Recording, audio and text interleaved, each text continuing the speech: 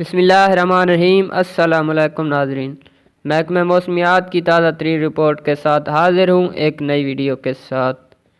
اگلے 24 گھنٹے انتہائی اہم بارش ہوگی یا نہیں، محکمہ موسمیات نے پیش گوئی کر دی۔ محکمہ موسمیات کے مطابق ہفتہ کے روز ملک کے بیشتر و بالائی وسطی علاقوں اور شمالی بلوچستان میں موسم شدید سرد رہے گا۔ پنجاب کے میدانی علاقوں میں شدید دھند اسموگ پڑنے کا امکان ہے۔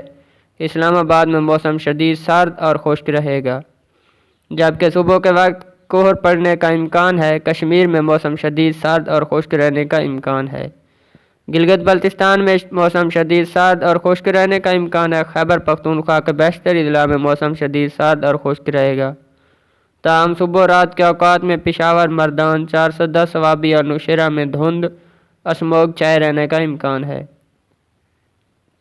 سندھ کے بیشتر اضلاع میں موسم بدستور خشک اور سرد رہے گا، تاہم صبح و رات کے اوقات میں سکھر، جیکب آباد، لڑکانہ، شہید بینظیر آباد، موئنداڑو اور گردنواہ میں دھند اسموگ چھائے رہنے کا امکان ہے۔ اور پنجاب کے بیشتر اضلاع میں موسم خشک اور سرد رہے گا، میدانی علاقوں میں شدید دھند اسموگ چھائے رہنے کی توقع ہے۔ بلوچستان کے بیشتر اضلاع میں موسم خشک اور سرد، جبکہ شمالی ضلع میں شدید سرد رہنے کی توقع ہے۔ گزشتہ 24 گھنٹے کا موسم ملک کے بیشتر علاقوں میں موسم خشک، جبکہ بالائی اضلاع اور شمالی بلوچستان میں شدید سرد رہا۔